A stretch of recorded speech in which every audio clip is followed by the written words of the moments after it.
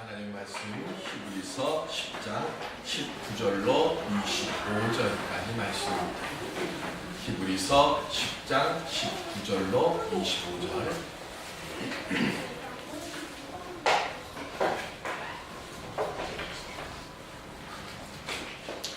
그러므로 형제들아 우리가 예수의 피를 힘입어 성소에 들어갈 담력을 얻었나니 그 길을 우리를 위하여 위장 가운데로 열어놓으신 새로운 살길이요 위장은 곧 그의 빛이니라.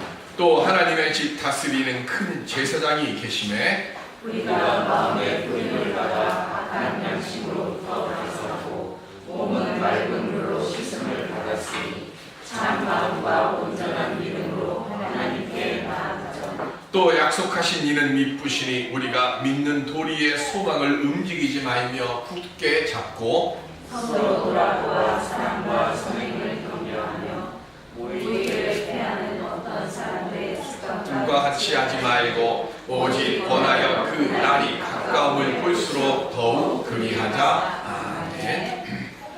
네, 옆에 분들과 함께 인사 나누시기 바랍니다. 주 안에서 강건하실 것입니다.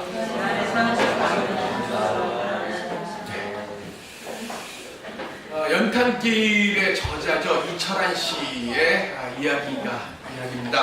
결혼식을 이철환 씨가 했는데 결혼식장에 절대로 빠지지 않고 꼭 올 친구인데 그 친구가 결혼식이 다 끝나도 오지를 않았습니다. 그래서 그 친구가 올 때까지 예식장을 떠나지 못하고 로비에 서서 한참을 기다렸다고 합니다. 그때 친구의 부인이 토막숨을 몰아쉬면서 예식장 계단에 급히 올라왔습니다. 그리고는 거친 숨을 몰아쉬면서 성민이 아빠는 오늘 못 왔습니다. 죄송합니다. 그러면서 이 편지를 전해드리라고 했습니다 하며 봉투와 편지를 함께 전해줬습니다. 그 안에 있는 편지의 내용은 이렇습니다. 철하나 나 형주 아내의 눈동자에 내 모습도 담아 보낸다 이렇게 썼습니다. 참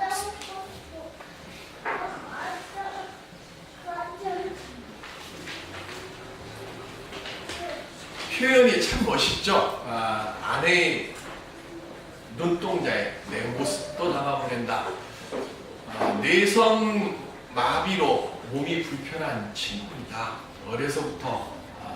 그래서 이 내성마비로 몸이 불편하니까 이 편지를 쓴 글씨도 역시 마찬가지로 삐뚤빼뚤하고 제대로 아마 못 썼을 겁니다. 그리고 그 한자 한자를 쓰려고 하는데 얼마나 정성을 다하고 땀을 흘리면서 그 편지를 썼습니다. 근데 그 편지의 내용이 이런 겁니다. 하루를 벌어 하루를 먹고 사는 리어카 사가 장수이기 때문에 이 좋은 날 너와 함께 할 수 없음을 용서해라. 사과를 팔지 않으면 성민이가 오늘 밤 굶어야 한다. 어제 아침부터 어제 저녁 12시까지 사과를 팔아서 번 돈이 13,000원이다. 아내 손에 어제 저녁에 그 희미한 백열 전구 밑에서 아내와 내가 가장 예쁜 놈으로 골라서 사과 한 봉지 담아서 보낸다. 신혼여행 길에 이 사과 내 아내와 함께 나눠 먹어라. 나는 항상 너와 함께 있다.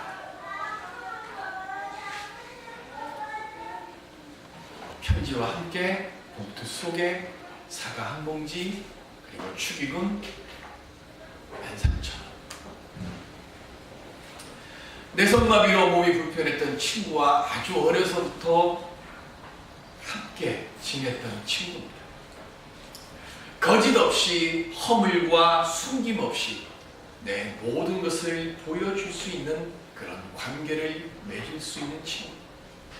돈의 유무를 떠나서 많고 적음을 떠나서 오늘 우리는 이런 친구들이 있습니까?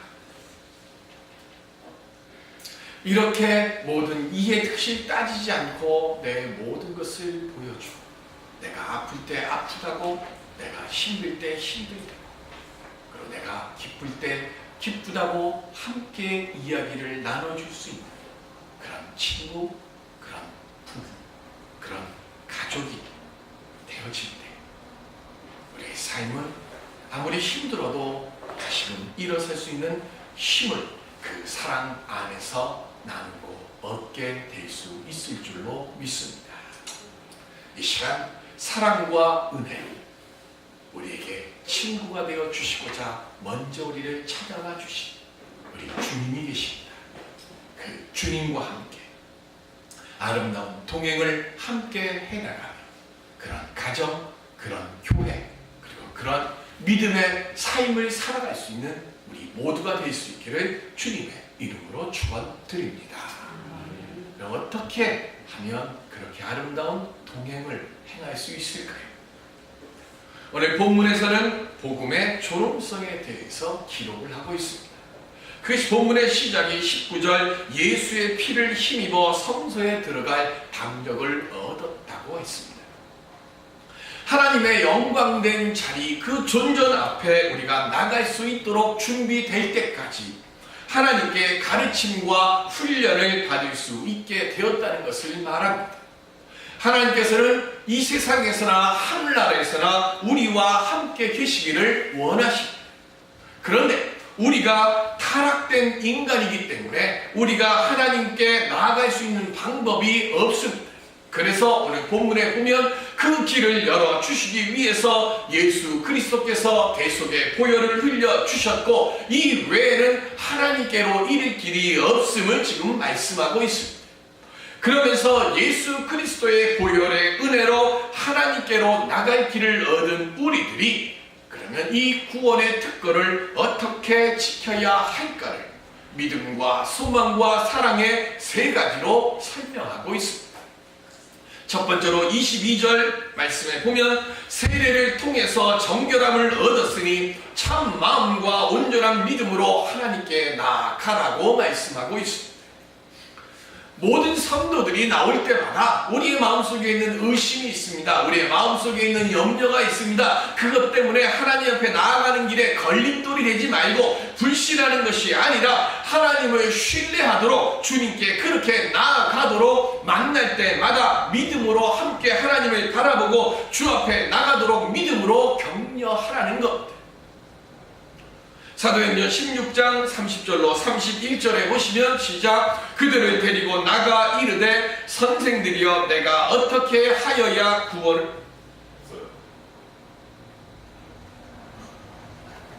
빼먹었네요. 사도행전 16장 30절로 31절을 찾으실까요? 사도행전 16장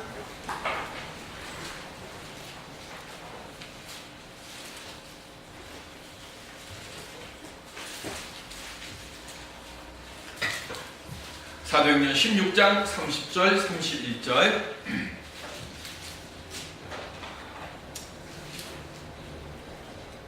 기하겠습니다. 신약성경 215쪽 16쪽 16쪽 시작. 그들을 데리고 나가 이르되 선생들이여 내가 어떻게 하여야 구원을 받으리이까 하거늘 이르되 주 예수를 믿으라 그리하면 너와 내 집이 구원을 받으리라 하고 아멘. 바울과 실라가 빌립보에서 주의 복음을 증거하는데 귀신 들려서 점치던 사람이 와서 복음 증거하는 걸 자꾸 방해를 했습니다. 그래서 그 귀신을 쫓아냈더니 귀신 들려서 점을 치던 사람이 점을 치지 못하게 되니까 그 여자를 통해서 돈을 벌던 주인들이 바울과 실라를 고소를 했습니다. 그래서 빌립보 감옥에 갇히게 됩니다. 채찍을 맞고 그리고 착고를 채우고 옥 속에 갇혀 있는데 그곳에서 바울과 실라가 하나님께 찬양하고 기도할 때에 옥문이 열렸습니다. 죄수들이 다 도망간 줄 알고 간수가 자결하려고 할 때 바울과 실라가 우리는 여기 있으니까 내 목숨을 지키려고 이야기를 합니다. 그때 간수가 하는 얘기가 무슨 얘기입니까? 내가 어떻게 하여야 구원을 얻을 수 있겠습니까? 하고 묻는 겁니다. 바울이 복음을 간수에게 전한 게 아닙니다. 간수는 졸다가 옥문이 열려있고 그리고 지진이 일어난 그것 때문에 깜짝 놀라서 깨고 그리고 옥문 열려있는 그 모습을 보고 죄수들이 다 도망간 줄 알고 낙심했는데 그것 안에 죄수가 그냥 있고 바울과 실라가 그 안에서 찬송하는 거 봤으니까, 기도하는 거 봤으니까 그가 지금 이 얘기하는 겁니다. 당신들이 옥문 열리고 창고가 다 풀렸는데 왜 도망가지 않았느냐? 내가 보니까 당신들이 전하는 그것이 분명히 옳은 종교고 거기에 당신들이 말하는 구원이 있는 줄을 내가 믿으니까, 내가 아니까 나도 그 구원을 얻기를 원한다. 내가 무엇을 하여야 구원을 얻을 수 있겠느냐라고 묻습니다. 그랬더니 바울이 하는 얘기가 뭡니까? 믿는 일을 하라는 것. 믿으라는 게 아니라 믿는 것도 일입니다. 성경의 가르침은요, 간단합니다. 믿음의 본질은 뭡니까? 주 안에서 모든 것을 내가 할 수 있다는 것을 믿고 내 연약함을 주님 앞에 내어놓는 것, 이게 믿음의 본질이에요. 그러니까 오늘 우리가 삶을 살아가는데 내가 할 수 없는 일을 만날 때 하나님께서는 이것을 하실 수 있음을 내가 믿고 주님께 그것을 해결해 달라고 간구하는 겁니다. 그리고 그렇게 할 때 성경은 분명하게 우리에게 말합니다. 믿으면 할 수 있고, 믿으면 주의 말씀대로 순종할 수 있고, 믿으면 하나님 앞에서, 하나님 안에서 열매를 맺을 수 있게 된다고 하는 것을 믿으라고 말씀하는 겁니다. 그런데 여기서 우리가 알아야 할 것은, 믿음은 내가 믿는 게 아니라는 겁니다. 내가 아무리 믿으려고 해도요, 내 안에 성령께서 믿게 하시도록 역사하셔야 내가 믿는 겁니다. 아무리 교회 같이 가자고 아침에 아무리 좋은 말 하고 좋은 밥 하고 잘 차리고 밤중에 저녁에 잠잘 때 내일은 내가 꼭 교회 갈게 그래 하고 그냥 특별 서비스를 아무리 해도 마음에 움직임이 없습니다. 아침에 교회 가려고 일어났다가 교회 가야지 그럼 당신이나 가, 나 몸이 안 좋아. 성령이 이끄심이 있어야 내 안에 믿음이 생기는 겁니다. 믿음은 하나님의 선물이기 때문에 그렇습니다. 그렇기 때문에 우리는 쉬지 않고 하나님의 은혜로 할 수 있고, 그리고 행함이 있는 그런 믿음을 갖게 해달라고 하나님께 간구해야 하기 때문에 믿음이 일인 겁니다. 행함에 그 믿음의 응답을 얻었습니다. 내 능력 있음에 만족하지 말고, 그렇기 때문에 먼저는 나와 함께하고 있는 사람들에게, 그리고 나중에는 나와 좀 멀리 떨어져 있는 예수 밖에 있는 사람들에게 우리 주님의 살아계심을 증거해야 하는 겁니다. 그렇게 구원의 능력을 바로 증거하며 살아갈 때 우리의 믿음이 한 걸음 더 하나님 앞에 온전하여진 모습으로 나아갈 수 있게 되어질 줄로 믿습니다. 바로 이 믿음의 거룩함과 온전함의 열매를 맺으며 살아갈 수 있는 우리 모두가 되시기를 주의 이름으로 축원드립니다. 둘째는 23절에 믿는 도리의 소망을 굳게 잡으라 했습니다. 성경 말씀 안에서 하나님께서 약속하시고 행하신 수많은 언약을 우리는 다 보고 알고 있습니다. 그런데 어려운 환경 속에서 삶을 살아가다 보니까 그 소망이 자꾸만 흔들리게 되고 그 소망을 보는 눈이 자꾸 다른 곳으로 옮겨지게 되는 것. 창세기 6장 8절, 아까 사병정으로 나와 있던데 바뀌었네요. 창세기하고 사병정하고 지금 바뀌었네요. 아까 일어났군요. 창세기 6장 8절 시작. 그러나 노아는 여호와께 은혜를 입었더라. 아멘. 히브리 성경을 보니까 우리가 지금 읽고 있는 이 성경이 아니라 히브리 언어로 된 성경을 보니까 번역이 노아는 여호와께 은혜를 입었다는데, 히브리 원어 성경에는 노아는 하나님의 눈에서 은총을 보았답니다. 그 말이나 저 말이나 은총이 뭐죠? 은혜는 모든 사람들에게 내가 아는든지 모르든지 다 주는 것, 이게 은혜입니다. 여러분들 햇빛을 돈 주고 받지 않죠? 햇빛은 그냥 싫다고 하는 사람이나 좋다고 하는 사람이나 모두에게 그냥 똑같이 줍니다. 그게 은혜입니다. 은총은요, 특별히 지목해서 그에게 주는 겁니다. 하나님의 택하신 사랑의 선물이 은총입니다. 노아는 하나님의 눈에서 은총을 보았더라. 저는 이 말을 보기 전에 제가 그렇게 배워왔고 그렇게 알고 왔습니다. 노아는 하나님께서 천지를 만드시고 사람들이 행하는 모든 것이 앞에 6장 6절 7절 거기에 보면, 여기 없는 창세기 6장 6절 7절 여기에 보면 사람들이 생각하고 행하는 모든 것이 악하여서 하나님께서 그 사람들을 보고 마음에 근심하셨더라 이렇게 되어 있어요. 근데 8절에 그러나 노아는 여호와께 은혜를 입었더라 이렇게 되어 있어요.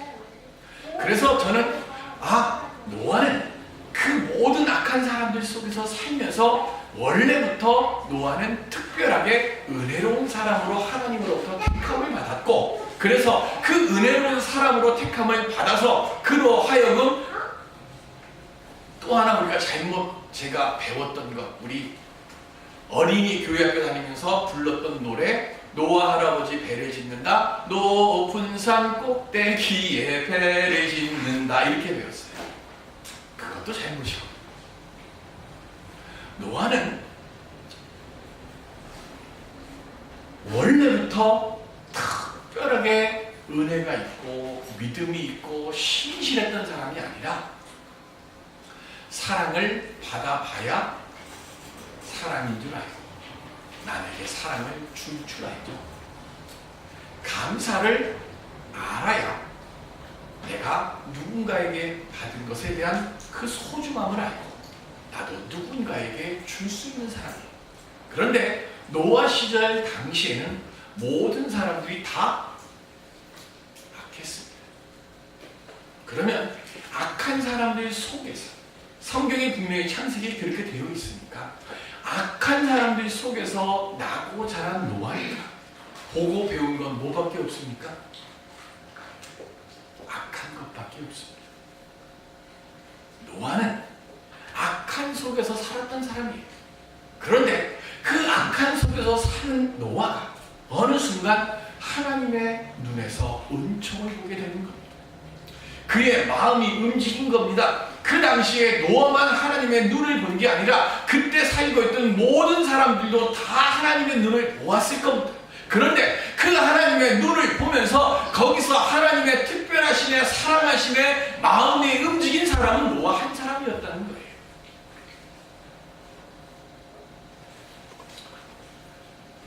노아 자체가 철저하게 의로웠던 사람이라서 의인이 된 것이 아니라 한 악한 사람 속에서 살면서 하나님의 마음을 노아가 읽기 시작하니까 하나님의 은총을 받고, 그리고 난 뒤부터 노아가 의로운 사람으로 되어져 갔던 것. 아브라함도 처음부터 의로운 사람이 아니었어요. 의로워서 아브라함이 택함받은 게 아닙니다. 아브라함도요, 여러 번 수없이 수차례 하나님의 말씀 앞에 의심했고 하나님께서 하지 말라는 일을 행했어요. 그 결정체가 뭡니까? 이스마엘 아닙니까? 하나님 분명히 사라를 통해서 내게 아들을 줄 거라 그랬어요. 그런데 인간의 방법으로 모든 것이 다 끝이 났어요. 아들을 낳을 수 있는, 아이를 낳을 수 있는 방법이 없어요. 그래서 어떻게 했습니까? 내가 할 수 있는 방법을 택해서 낳은 게 이스마엘이잖아요. 그도 쉼없이 의심했고 쉼없이 흔들렸고 쉼없이 주님이 가지 말라는 애굽 가고 그렇게 일 그르쳤어요. 그런데 하나님께서 그를 기다려주셨습니다. 그를 참아주셨습니다. 그러다가 아브라함이 아브라함 되는 결정적인 사건이 일어납니다. 그 사건이 뭡니까? 좀 유식한 말 써서 헌재의 사건. 헌재의 사건이 뭡니까? 이삭을 하나님께 제물로 바치는 사건. 성경에 분명히 기록되어 있습니다. 하나님께서 아브라함을 뭐 하시려고요? 시험하시려고. 하나님께서 아브라함을 시험하시려고 내 아들, 100세에 얻은 내 아들을 내게 제물로 바치라고 했습니다. 모리아산까지 가는 거리가 3일 걸리는 길입니다. 다 컸습니다. 13살 지나고 어떤 목사님들은 17살이라고 하는데 어쨌든 그거는 모르고 뭐 자기 13살은 넘은 건 확실하니까 그 큰 아이를 데리고 지금 모리아산으로 갑니다. 가면서 아버지 다 있는데 재물은 어디 있습니까? 아들이 그렇게 물을 때 아버지의 마음이 어떻겠어요? 너 재물로 바칠 거야? 네가 재물이야? 그 얘기 못 하잖아요. 그렇게 모리아산 올라가고요. 장작 다 쌓고 그리고 아들 이삭을 잡아가지고 제단 위에 다 올리고 칼을 꺼내서 자기 아들을 잡아 하나님께 제물로 바치려고 하는 순간 그때 하나님께서 음성이 들리시지 않습니까? 네가 너의 그 사랑하는 아들까지도 내게 바치하는 것을 내가 알았다는 것입니다. 그때 비로소 아브라함이 된 겁니다.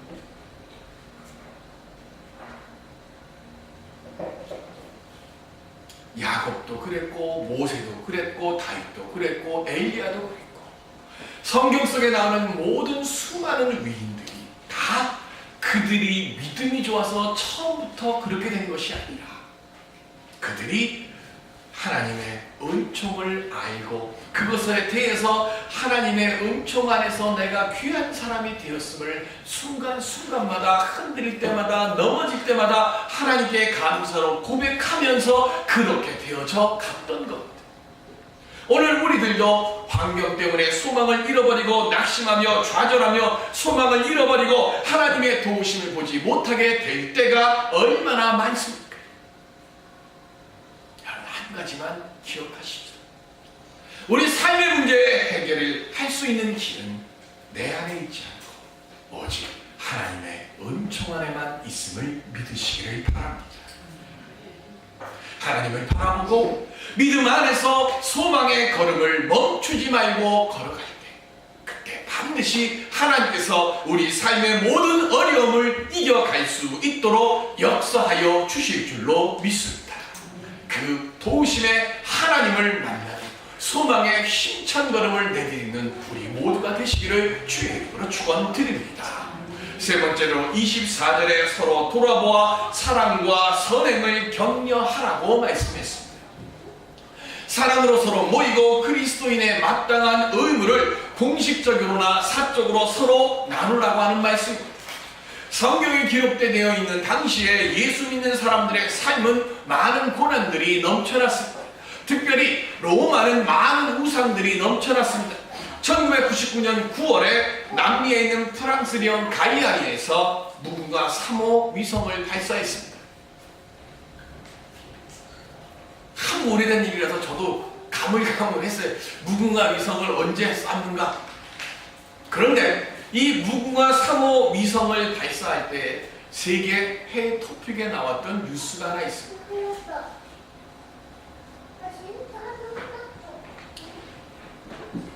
무궁화 3호 위성을 쏘아 올리는데 고사를 지낸 무슨 고사?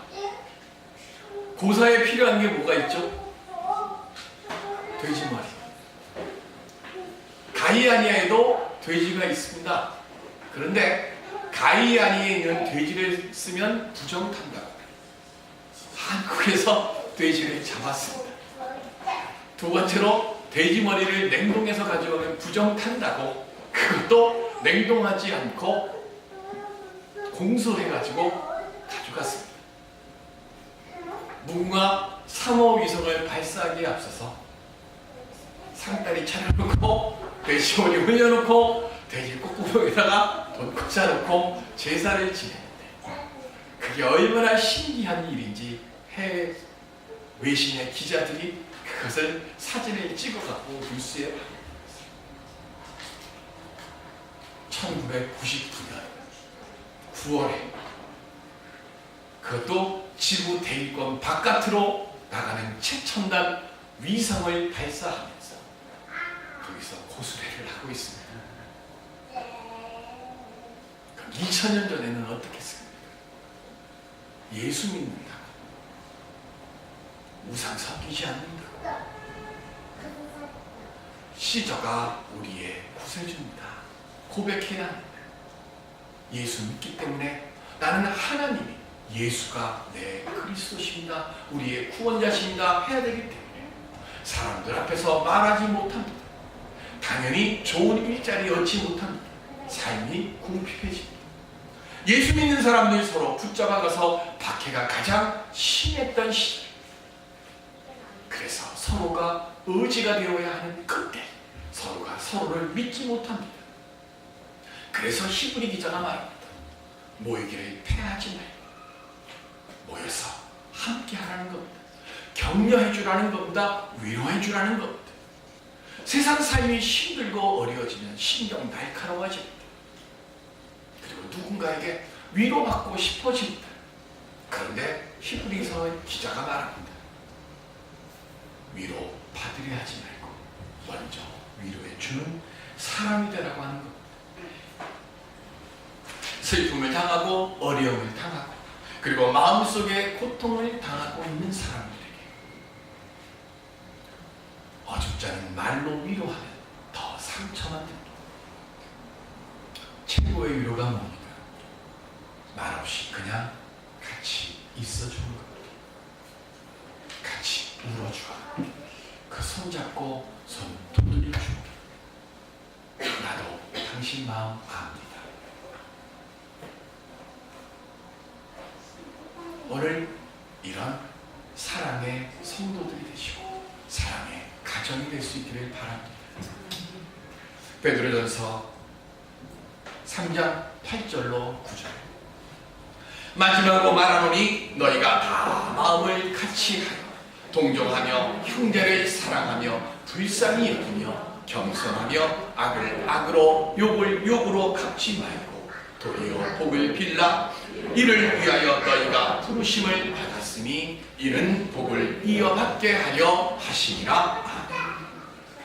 예배를 드리는 목적은 첫 번째로는 하나님께 경배를 드리는 것이고 두 번째는 성도의 교제를 통해 서로를 격려하기 위한 관심을 가지는 것입니다.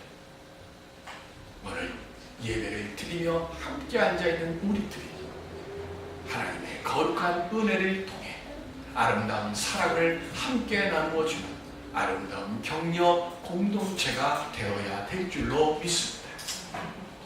험한 세상을 살아가는 동안 방황하는 사람도 많고 이것저것의 문제로 기진맥진하여 어려운 심령 상태에 빠진 사람들도 있습니다.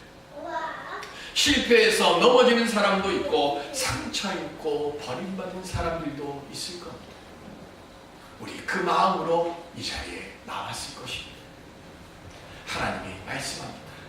서로 동정해주고 서로 손을 잡아주고 서로 사랑으로 함께하여 주라고. 우리가 그 일을 위하여 모일 때 하나님께서 그 자리에 복으로 임하시고 놀라운 은총의 역사로 이끌어 가 주실 줄로 믿습니다.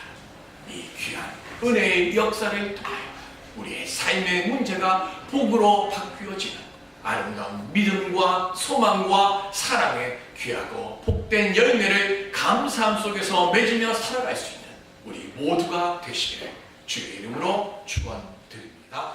기도하시겠습니다.